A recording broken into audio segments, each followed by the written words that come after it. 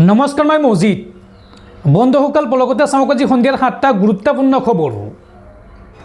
প্ৰথমটো খবৰ, অহা 24 ঘণ্টাৰ ভিতৰত পাকিস্তান আক্ৰমণ কৰিব পাৰে ভাৰতে।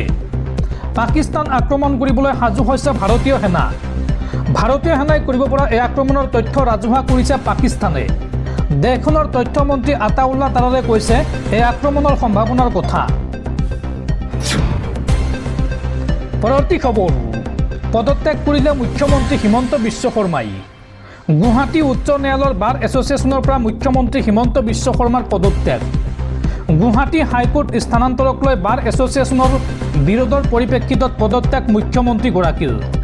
গুৱাহাটী হাইকোৰ্ট ৰংমহললৈ স্থানান্তৰক লৈ বাৰ এছ'চিয়েশ্যনে কৰিছিল বিৰোধিতা, যাৰ পৰিপ্ৰেক্ষিতত ইতিমধ্যে পদত্যাগ পত্ৰ প্ৰেৰণ কৰিছে মুখ্যমন্ত্ৰী হিমন্ত বিশ্ব শৰ্মাই। বাৰ এছ'চিয়েশ্যনৰ সভাপতিলৈ এই পদত্যাগ পত্ৰ প্ৰেৰণ কৰিছে মুখ্যমন্ত্ৰী ডক্টৰ হিমন্ত বিশ্ব শৰ্মাই।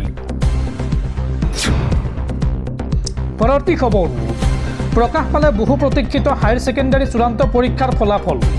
আৰু এইবাৰ কলা শাখাত উত্তীৰ্ণৰ হাৰ হৈছে 81.03%। লগতে বিজ্ঞান শাখাত 84.88% আৰু বাণিজ্য শাখাত উত্তীৰ্ণৰ হাৰ হৈছে 82.18%। প্ৰকাশ পালে উচ্চতৰ মাধ্যমিকৰ চূড়ান্ত পৰীক্ষাৰ ফলাফল। পুৱা 9 বজাৰ লগে লগে উচ্চতৰ মাধ্যমিকৰ চূড়ান্ত পৰীক্ষাৰ ফলাফল ঘোষণা কৰা হয়। আৰু এইবাৰ কলা শাখাত 81.03% শিক্ষাৰ্থী উত্তীৰ্ণ হৈছে। লগতে বাণিজ্য শাখাত উত্তীৰ্ণৰ হাৰ হৈছে 82.18%। কলা শাখাত বাক্সা জিলাত সৰ্বাধিক উত্তীৰ্ণ হৈছে 94.21%। আৰু কলা শাখাত সৰ্বনিম্ন উত্তীৰ্ণৰ হাৰ হৈছে কাছাৰ জিলাত। কাছাৰ জিলাত উত্তীৰ্ণৰ হাৰ হৈছে 58.96%। আৰু সেইদৰে বিজ্ঞান শাখাত পশ্চিম কাৰ্বি আংলঙত উত্তীৰ্ণৰ হাৰ সৰ্বাধিক 100%। আৰু বিজ্ঞান শাখাত সৰ্বনিম্ন উত্তীৰ্ণৰ হাৰ ডিমা হাছাও জিলাত 56.27%। দৰ্শকসকল, আৰু বহুতো গুৰুত্বপূৰ্ণ খবৰ আছে।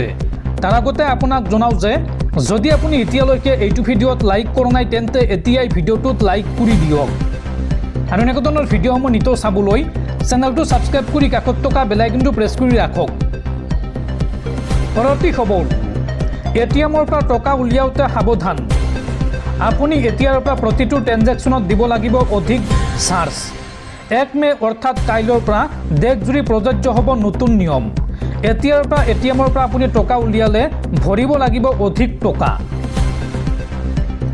1 মে'ৰ পৰা দেশজুৰি প্ৰযোজ্য হ'ব নতুন নিয়ম।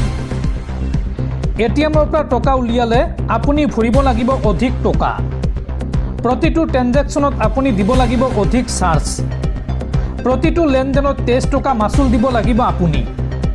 পূৰ্বতে এই চাৰ্জ আছিল 21 টকা। লগতে বেলেঞ্চ চেক কৰিলে আপুনি ভৰিব লাগিব অতিৰিক্ত 7 টকা। অৰ্থাৎ 1 মে অৰ্থাৎ কাইলৈৰ পৰা এটিএমৰ পৰা ধন উলিয়ালে গ্ৰাহকে দিব লাগিব অতিৰিক্ত ধন বা টকা। অৱশ্যে গ্ৰাহকে প্ৰতিমাহে 5 বাৰ কৰিব পাৰিব বিনামূলীয়া লেনদেন।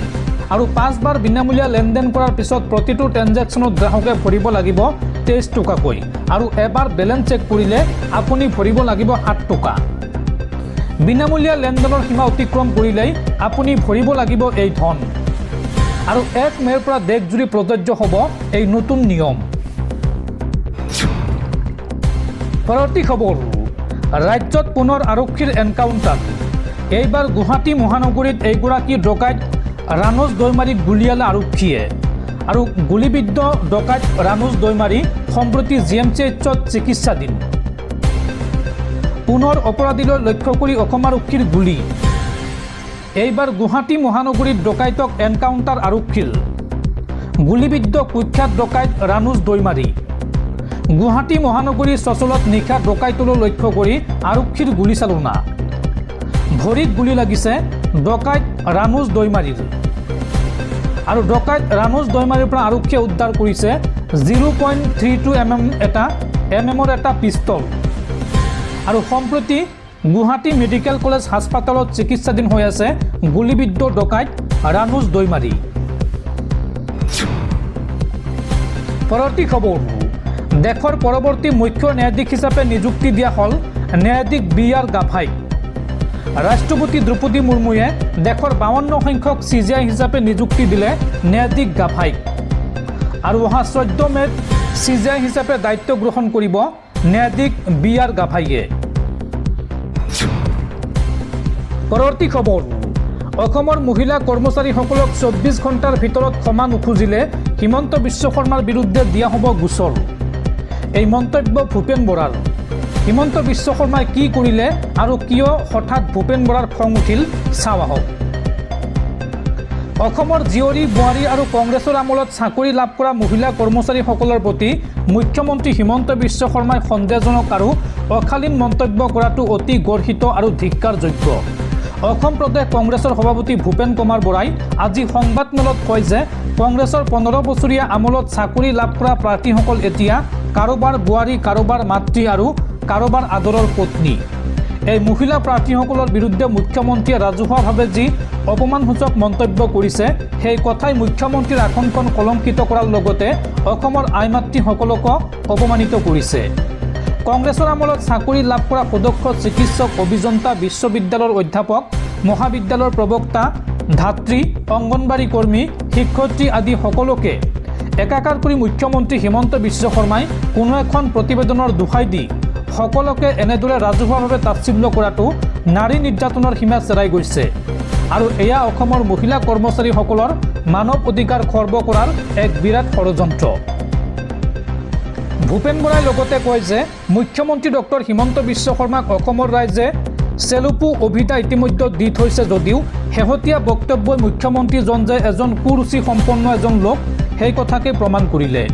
তেওঁৰ মনৰ ভিতৰত যে অত্যন্ত জঘন্য আৰু কুৎসিত কথা ভাবি থাকে সেই কথা প্ৰমাণিত কৰি এখন ৰাজহুৱা সভাত অসমৰ মহিলা কৰ্মচাৰীসকলক বেয়া চকুৰে চাইছে। এনেধৰণৰ ঘটনা পূৰ্বতে কেতিয়াও ঘটা নাছিল। এজন মুখ্যমন্ত্ৰীৰ পৰা অসমৰ নতুন প্ৰজন্মৰ লোকে কি কথা শিকিব বুলিও তেওঁ কয়। আৰু 24 ঘণ্টাৰ ভিতৰত মুখ্যমন্ত্ৰীয়ে ক্ষমা নুখুজিলে তেওঁৰ বিৰুদ্ধে কংগ্ৰেছে আদালতৰ দ্বাৰস্থ হ'ব বুলিও তেওঁ স্পষ্ট কৰি দিয়ে। আৰু এই সন্দৰ্ভত যাৱতীয় নিৰ্দেশ জাৰি কৰা বুলিও উল্লেখ কৰে অসম প্ৰদেশ কংগ্ৰেছ কমিটিৰ সভাপতি ভূপেন বৰাই। পৰৱৰ্তী খবৰ, ভয়ংকৰ আৰ্থিক সংকটত ভুগিছে চুবুৰীয়া ৰাষ্ট্ৰ বাংলাদেশ। অচল হৈ পৰিছে দেশখনৰ আৰ্থিক অৱস্থা। বাংলাদেশত মহম্মদ ইউনুছৰ অন্তৱৰ্তীকালীন চৰকাৰ গঠন হোৱাৰ পিছৰে পৰা দেশখনৰ অৱস্থা অচল হৈ পৰিছে। এফালে বাংলাদেশৰ সংখ্যালঘু লোকসকলকো আক্ৰমণৰ লক্ষ্য কৰি লোৱা হৈছে, যাৰ বাবে সমগ্ৰ বিশ্বতে এই দেশখনক বদনাম কৰা হৈছে। একে সময়তে দেশখনৰ প্ৰতিষ্ঠাপক শ্বেখ মুজিবুৰ ৰহমানৰ ছবি বাংলাদেশী টকা অৰ্থাৎ বাংলাদেশত যি ভাষাত কোৱা হয় টাকা, বাংলাদেশী টাকাৰ পৰা আঁতৰোৱাৰ সিদ্ধান্তৰ বাবে বাংলাদেশে বৃহৎ লোকচানৰ সন্মুখীন হ'বলগীয়া হৈছে।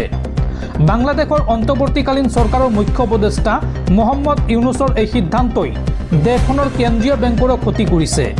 বৰ্তমান পৰিস্থিতি এনেকুৱা হৈছে যে বাংলাদেশত প্ৰায় 15,000 কোটি টকাৰ মুদ্ৰা প্ৰচলন বন্ধ হৈ গৈছে, যাৰ বাবে দেশখনে বৃহৎ লোকচানৰ সন্মুখীন হৈছে। শ্বেখ হাছিনা চৰকাৰৰ অভ্যুত্থানৰ পিছতেই বাংলাদেশৰ মৌলবাদী উপাদানৰ সহযোগত গঠন হোৱা মহম্মদ ইউনুছৰ চৰকাৰে বাংলা বন্ধু নামেৰে পৰিচিত মুজিবুৰ ৰহমানৰ লগত জড়িত বস্তু যেনে কীৰ্তিচিহ্ন আৰু অন্যান্য প্ৰতীক ধ্বংস কৰিব বিচাৰিছে। ইয়াৰ অধীনত নোটৰ প্ৰচলনো বন্ধ কৰি দিয়া হৈছে।